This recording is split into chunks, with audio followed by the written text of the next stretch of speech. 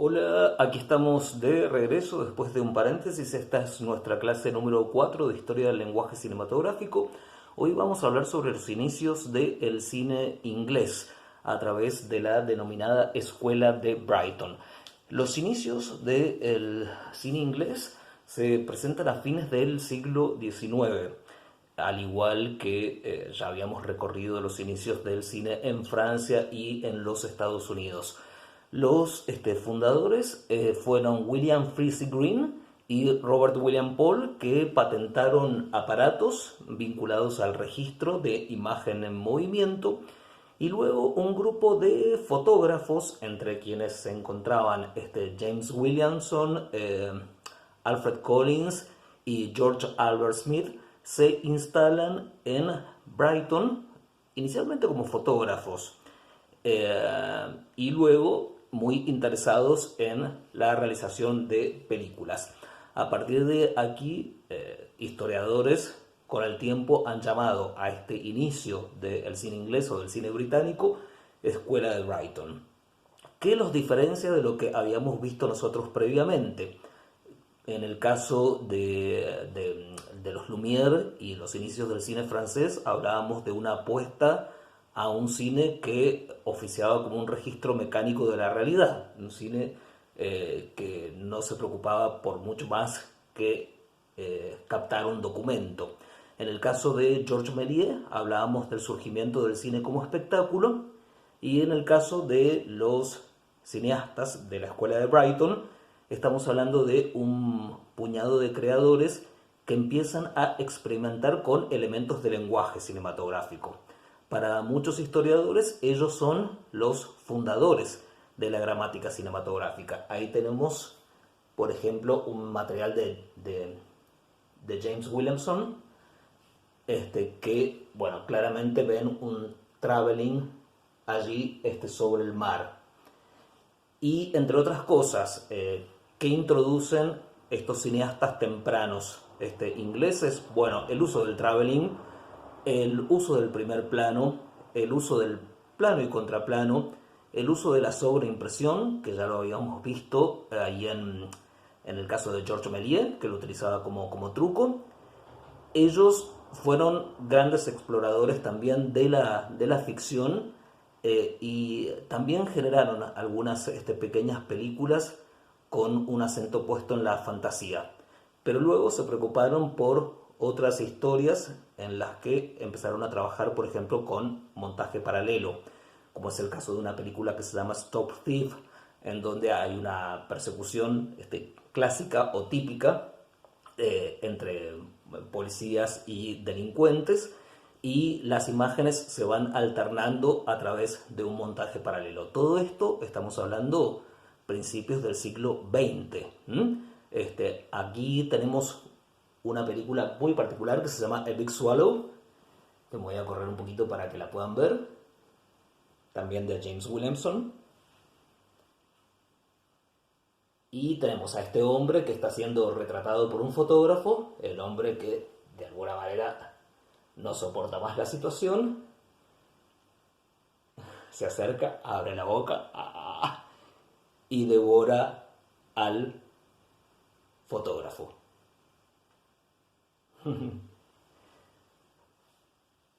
Muy bien, entonces. Ahí está.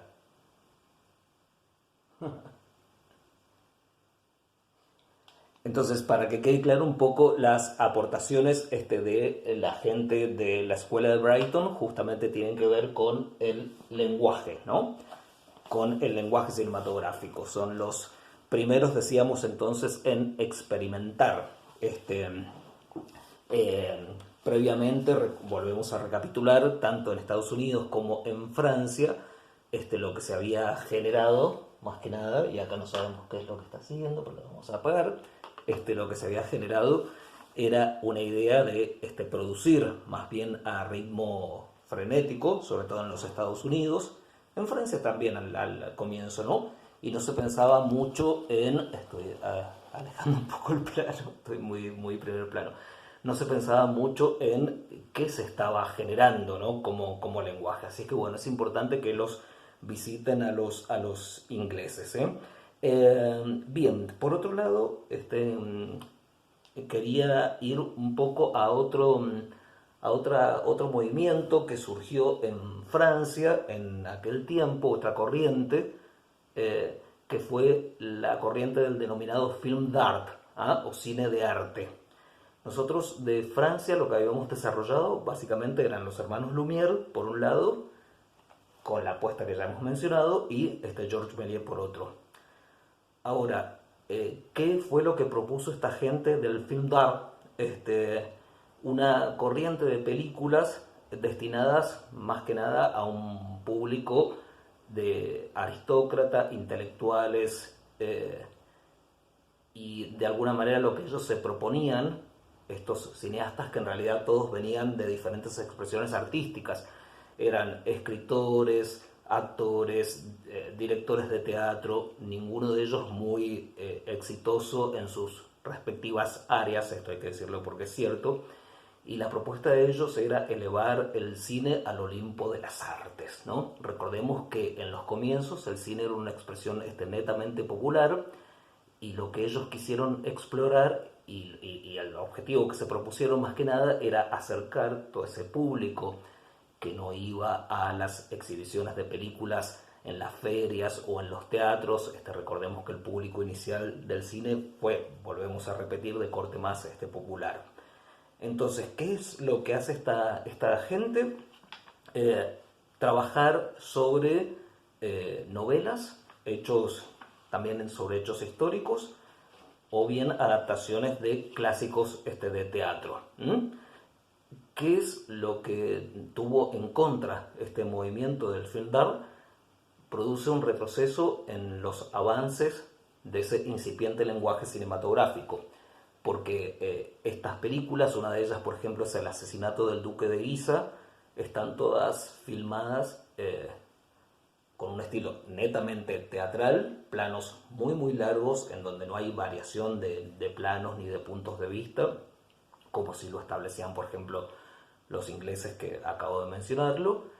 No habían travelings, nada en estas pelis del film d'art, ¿eh? Eran simplemente situaciones que sucedían en un estilo muy teatral. De hecho, cuando una escena terminaba se veía el telón que cerraba, y cuando venía la otra escena el telón abría, había como un cambio de escena, de decorados, de escenografía, todo lo demás.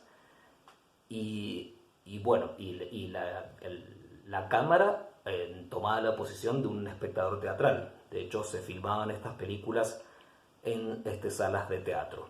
En términos de lenguaje, entonces decimos que fue un retroceso, ¿no? Es una exploración que tenía más bien pretensiones de generar un cine de corte elitista, pero con un retroceso en elementos de lenguaje cinematográfico. Ahora, dentro de los aportes positivos del film d'art, se puede señalar cine, se llama film d'art porque sería como film de apóstrofe art, ¿ah? Como cine de arte, ¿no? Entre los aportes está la introducción del formato o del esquema de largometraje, porque aquí ya estamos hablando de películas de media hora, 40 minutos, 45 o una hora o más en algunos casos. Recordemos que el cine, inicialmente, todo lo que venimos hablando son películas muy breves, ¿no? De pocos minutos. Entonces, por un lado, el tema de la noción de largometraje. Por otro lado, el film d'art incorpora actores y actrices de teatro. Por lo tanto, la actuación, si bien si ustedes ven las películas les va a resultar así sumamente ampuloso el estilo de actuación, pero marca una progresión con respecto a lo que se veía hasta ese momento, que eran básicamente pelis interpretadas por gente que no tenía ningún tipo de experiencia en términos de interpretación o de actuación. Por otro lado, también estas pelis del film d'art introducen los intertítulos, que son esos textos, así tipo indicadores, placas, que van apareciendo durante el relato, con acotaciones que van desde diálogos a ubicaciones de tiempo, espacio, alguna noción que la imagen no podía dar. Esos intertítulos empiezan a funcionar también como organizadores de relato. Y por otro lado, lo que genera el film d'art también es la noción de estrella. Hasta el momento, el cine, en sus primeros añitos, había estado interpretado, decíamos, por personas como nosotros. Y a partir de ese momento, en estas pelis del film d'art, ponen como cabeza de cartel a actores y actrices de teatro, algunos de ellos o de ellas con bastante reputación o muy conocidos o conocidas, como es el caso de Sarah Bernhardt. Bueno, también hay una progresión en lo narrativo, claramente, ¿no? Porque decíamos, las primeras pelis en la historia del cine son historias de corte muy esquemático, apenas una anécdota, y aquí ya tenemos películas basadas en obras de Shakespeare o en novelas que hablan sobre una determinada figura histórica. Entonces, la parte del sustento narrativo y lo que tiene que ver con la actuación, tal vez es lo más interesante, ¿no? Junto con la introducción del esquema o del formato del largometraje y de la noción de estrella de cine, que surge justamente de esta idea de que ya empiezan a hacer afiches y marquesinas con los nombres de los actores y de las actrices. Y en el punto negativo tenemos este cine, si ustedes hacen la experiencia de ver alguna de estas películas, van a ver que es un cine muy, muy estático, que no aprovecha esos pocos elementos de lenguaje cinematográfico que se habían estado explorando en años previos o en ese mismo momento también en Estados Unidos, Francia o bien en Inglaterra, ¿no? Para que se den una idea, el film d'art, así se llamó la productora en realidad, fue fundada en 1908 y luego el nombre de esa productora se ha transformado un poco en el nombre o en la etiqueta que representa a este momento del cine francés que en términos comerciales, también esto hay que decirlo, les produjo un fuerte daño. Ellos tenían un mercado muy fuerte, recordemos que están entre los pioneros en la historia del cine, pero cuando empiezan a producir mucho este tipo de películas, con ciertas pretensiones y demás, ambiciones y todo lo demás, el cine norteamericano ingresa con lo que ellos ya sabían hacer desde el principio, que es ese cine de acción, de pequeñas historias, de aventuras, ¿no? Y conquista al público popular francés. Por lo tanto, fíjense que esta situación que sucede muy frecuentemente cuando invitamos a alguien a ver una peli y decimos vamos a ver una película francesa, muchas veces que nos dicen que embole o da toda esa idea de densidad o de dominante literaria y todo lo demás. Todo eso, fíjense, viene de 1908.